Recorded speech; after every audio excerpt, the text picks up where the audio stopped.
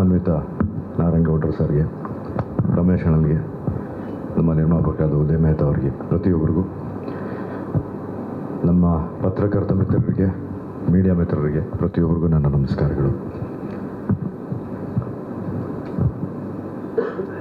ನಮ್ಮ ಅಂಜನಪ್ಪ ಅವರಿಗೆ ಮತ್ತು ಲೋಕೇಶ್ ಗೌಡ್ರಿಗೆ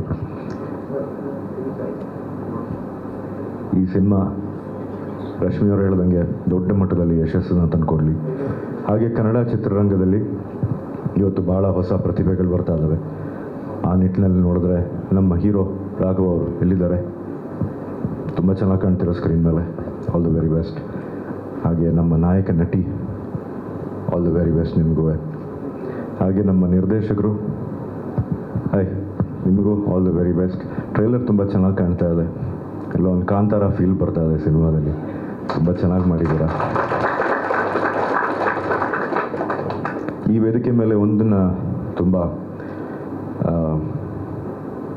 ನಮ್ಮ ಗೌಡ್ರಲ್ಲಿ ಒಂದು ವಿನಂತಿ ಸರ್. ಇವತ್ತು ನಮ್ಮ ಎಲ್ಲ ಕನ್ನಡಿಗರುಗಳು ನಾನು ಕೇಳ್ಕೊಳ್ಳೋದು ಒಂದೇನೆಂದರೆ, ಇವತ್ತು ನಮ್ಮ ನಾಡಿನಲ್ಲಿ ನಮ್ಮ ಭಾಷೆಗೆ ನಾವು ಹೋರಾಡಬೇಕಾಗಿರುವಂಥ ಪರಿಸ್ಥಿತಿ ಬಂದ್ಬಿಟ್ಟಿದೆ.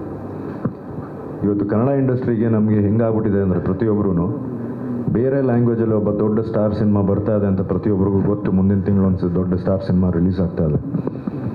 ಆ ದೊಡ್ಡ ಸ್ಟಾರ್ ಸಿನಿಮಾ ರಿಲೀಸ್ ಆಗ್ತಾ ಇದೆ ಅಂದಾಗ ಕನ್ನಡ ಚಿತ್ರರಂಗನ ಕನ್ನಡ ಸಿನಿಮಾನ ಎತ್ತಿ ಲಾಸ್ಟ್ಗೆ ಇಟ್ಬಿಡ್ತಾರೆ, ಥಿಯೇಟ್ರ್ಗಳು ಕೊಡೋದಿಲ್ಲ.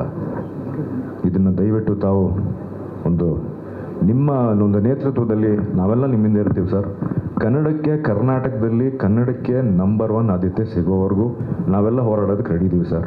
ಇವತ್ತು ಯಾರೋ ಒಬ್ಬ ಇನ್ನೊಬ್ಬ ಬರ್ತಾನೆ ಬೇರೆ ಇಂಡಸ್ಟ್ರಿಯಿಂದ, ಅವ್ನು ಬಂದು ಕರ್ನಾಟಕದಲ್ಲಿ ಅಪ್ಪರ್ಸ್ಕೊತಾನೆ, ನಮಗೆ ಯಾರಿಗೂ ಥಿಯೇಟ್ರ್ ಕೊಡ್ತಾ ಇಲ್ಲ. ಇವತ್ತು ಅದೊಂದು ಆಗಿರೋ ಒಂದು ದೊಡ್ಡ ಸಮಸ್ಯೆ. ಆಮೇಲೆ ಏನಂದರೆ, ಒಂದು ಹೊಸ ಸಿನಿಮಾ ಕನ್ನಡಕ್ಕೆ ಬರ್ತಾ ಇದೆ, ಇಲ್ಲ ರೀ ಆ ಹೀರೋ ಸಿನಿಮಾ ಬರ್ತಾ ಇದೆ, ಈ ಹೀರೋ ಸಿನಿಮಾ ಬರ್ತಾ ಇದೆ ಅಂತ ನಮ್ಮನ್ನು ಸೈಡ್ ಲೈನ್ ಮಾಡ್ತಾ ಇದ್ದಾರೆ. ಸೊ ಅದಕ್ಕೆ ಈ ವೇದಿಕೆ ಮೇಲೆ ನಾನು ನಿಮ್ಮ ಒಂದು ಮೂಲಕ ಒಂದು ಹೋರಾಟವನ್ನು ಶುರು ಮಾಡೋಣ ಸರ್. ಕರ್ನಾಟಕದಲ್ಲಿ ಇವತ್ತು ನಾವು ಕನ್ನಡಕ್ಕೆ ಹೋರಾಡುವಂಥ ಪರಿಸ್ಥಿತಿ ಬಂದ್ಬಿಟ್ಟಿದೆ. ಮುಂಚೆ ಅಣ್ಣವ್ರ ಸಿನಿಮಾ ಅಂದಿದ್ರೆ ಬೇರೆ ಇಂಡಸ್ಟ್ರಿ ಎಲ್ಲ ಗಡ ನಡ್ಗೋರು, ಅಯ್ಯೋ ಅಣ್ಣವ್ರ ಸಿನಿಮಾ ಬರ್ತಾ ಇದೆ ಅಂತ. ಇವತ್ತು ಕನ್ನಡ ಸಿನಿಮಾ ಅಂದರೆ ಅವ್ರಿಗೆಲ್ಲ ಒಂಥರ ಕ್ಯಾರೆ ಅನ್ನೋಂಗೆ ಆಗ್ಬಿಟ್ಟಿದ್ದಾರೆ. ಕರ್ನಾಟಕ ನಮ್ಮದು ಅನ್ನೋಂಗೆ ಆಗ್ಬಿಟ್ಟಿದೆ ಇವತ್ತು. ಅದಕ್ಕೆ ನಾನು ಪ್ರತಿಯೊಬ್ಬರಲ್ಲೂ ನಾನು ಕೇಳ್ಕೊಳ್ಳೋದೇನೆಂದರೆ, ಹೊಸ ಪ್ರತಿಭೆಗಳಿಗೆ ಈ ಥರ ಬಂದಾಗ ದಯವಿಟ್ಟು ಯಾರೇ ಇರ್ಬೋದು ಅವ್ರಿಗೆ ಎನ್ಕರೇಜ್ ಮಾಡಿ. ದಯವಿಟ್ಟು ನಮ್ಮ ಕನ್ನಡ ಇಂಡಸ್ಟ್ರಿ ಬೆಳಿಬೇಕಾಗಿದೆ. ಇವತ್ತು ನಮ್ಮ ನಾಡಲ್ಲಿ ನಾವು ಹೋರಾಟ ಮಾಡೋವಂಥ ಒಂದು ಪರಿಸ್ಥಿತಿ ಬಂದ್ಬಿಟ್ಟಿದೆ. ದಯವಿಟ್ಟು ಕನ್ನಡ ಚಿತ್ರರಂಗನ ಉಳಿಸಿ ಬೆಳೆಸಿ, ಹೊಸ ಪ್ರತಿಭೆಗಳಿಗೆ ಆದಷ್ಟು ಎನ್ಕರೇಜ್ಮೆಂಟ್ನ ಕೊಡೋಣ. ಯಾಕೆಂದರೆ ಮುಂದೆ ಎಲ್ಲ ಇವ್ರ ಕೈಲೇ ಇರೋದು ಕನ್ನಡ ಇಂಡಸ್ಟ್ರಿ. ಸೊ ಈ ನಿಟ್ಟಿನಲ್ಲಿ ನಾನು ರಾಜನಿವಾಸ ಚಿತ್ರರಂಗಕ್ಕೆ ತುಂಬ ಧನ್ಯವಾದಗಳನ್ನ ತಿಳಿಸ್ತೀನಿ ಇಲ್ಲಿಗೆ ಕರೆಸ್ಕೊಂಡಿದ್ದಕ್ಕೆ. ಹಾಗೆ ನಮ್ಮ ಗೌಡ್ರಿಗೆ ನಮ್ಮ ನಮಸ್ಕಾರಗಳು. ಹಾಗೆ ಸರ್, ನಿಮ್ಮ ಹಿಂದೆ ನಾವು ಇರ್ತೀವಿ ಸರ್.